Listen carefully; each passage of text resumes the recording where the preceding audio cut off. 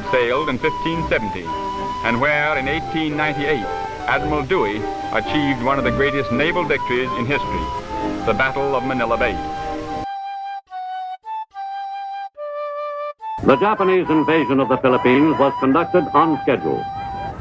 The first landing was made on December 8th, and during the 2 weeks following, beachheads were successfully secured at 6 points in the archipelago. General Douglas MacArthur's call on President Manuel Quezon. MacArthur presents his appointment as commander of the new U.S.-Philippine Combined Forces. Quezon has just been renamed for the presidency on a platform that fully endorses American effort. The Philippines is a linguistic kaleidoscope. Its languages shards of vibrant history reflecting the sun of empire, the storms of war, and the quiet resilience of people. Each word uttered is a testament to their enduring spirit, forever shaped by the whispers of the past. Now, with all the fascinating languages you process information in, would you say you embody the spirit of multilingualism? Yes. Usahay kay agawang papakitagalog man Tagalog ko.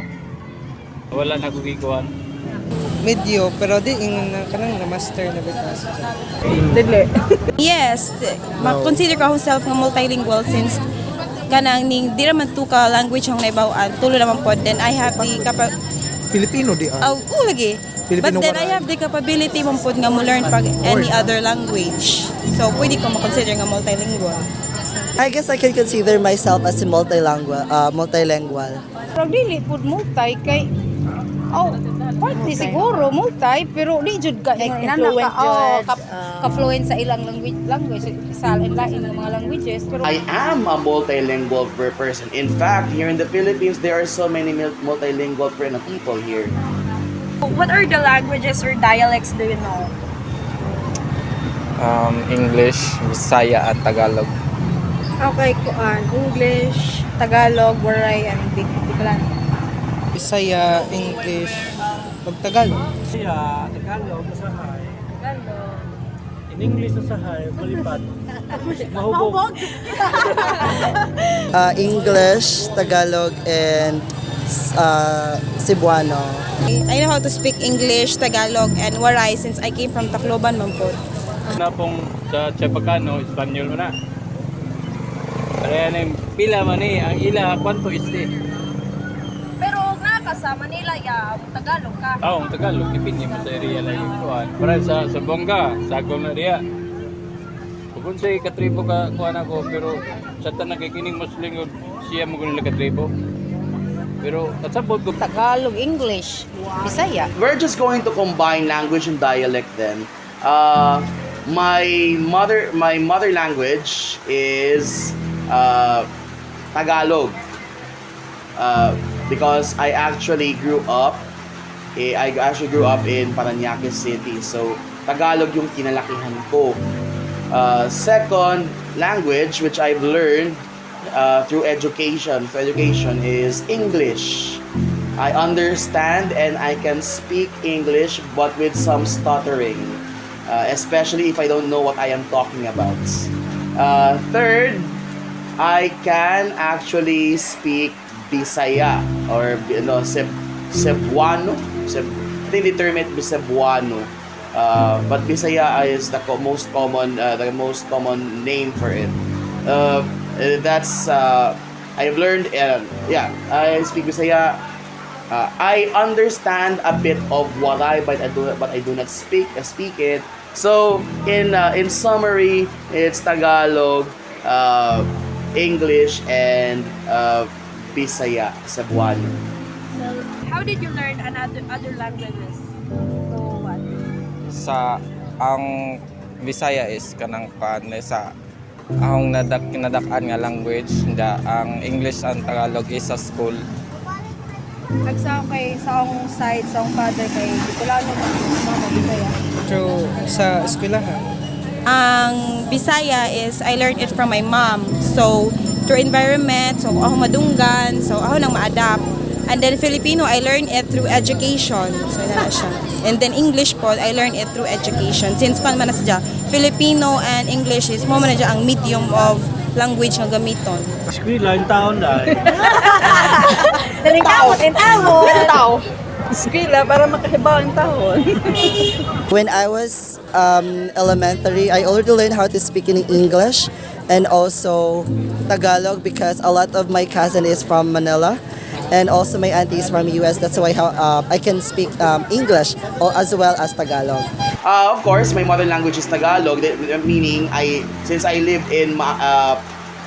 was born in Parañaque City, I spent most of my childhood in Parañaque City.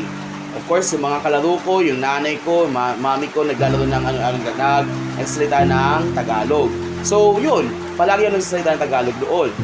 Pero nang lumipat kami sa Maasin City noong 2001, I had to learn another language, which is the language of both my mother and father in their respective hometowns, and that is Cebuano Bisaya. Fun fact on that one, I was so hesitant on learning the language because I was so angry at my parents at that time for transferring me to Maasin because I left my friends in Maynila, Parañaque. I was hesitant and I was a late bloomer in terms of learning the language. But I did learn to speak Bisaya Kadugajan.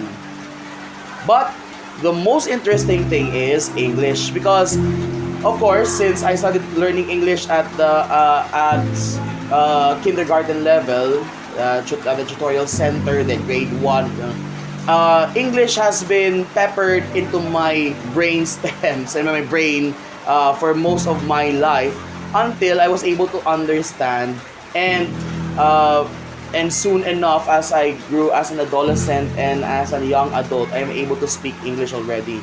And how was I able to learn English? Not only from education, but also from video games, especially with role-playing games wherein there are stories for the young hero to save the world. But there's always a text that you have to read or else you won't be able to understand the story. So reading and listening to characters in those video games helped me build my vocabulary, and also actually watching TV, watching English. I love watching English cartoons.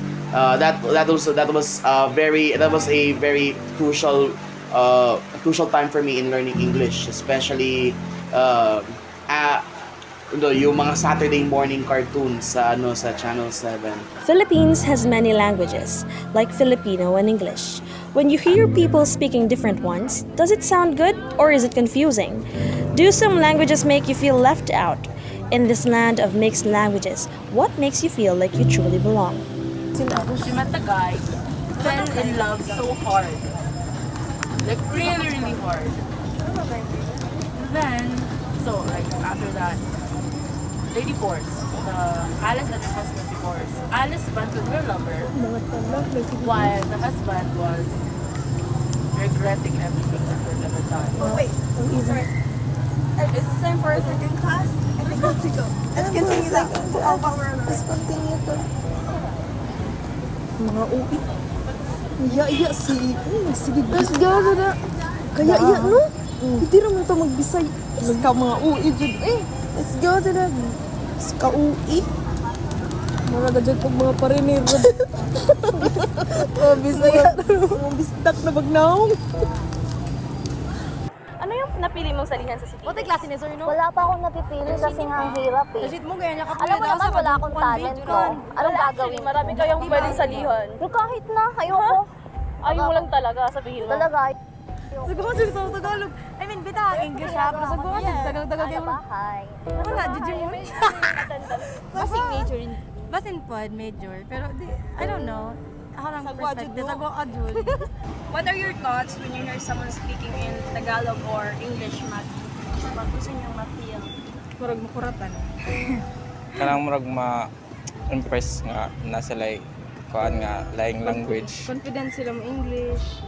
Kami kay kuan mo English pero dili as in nga grabe ka confident. My thoughts about when I heard someone speaking English or Tagalog, there's nothing wrong with it as long as we can communicate each other, as long as we understand this world. Because the most important in this world is to understand, because that is the perfect way to communicate each other whenever we're going to other country or to the Manila. Ang English is ma-amaze ko. Ang sa Tagalog is manibago ko kay kanang rare man gud ko makadungog og speak og Tagalog. But then English, especially sa atong generation, it is commonly used naman gud. So ma-amaze ra ko. Pero when in terms of Filipino, is makuan ko like tawag na rare ka sa pamation, so murag matinga ko nga wow, so kay bawdi dyan musulti kay kasagaran ba naturon kay maglisod musulti og Filipino. Kanang kumaura pa minaon kay lahi dyan accent istorya. Actually, kung Tagalog, di ka ko maka-appreciate since dili na ko ina naka-fluent. Mas mo prefer ko English compared sa Tagalog. Kaya di man ko Tagalog nga reader nga mga libro, English man jud ko.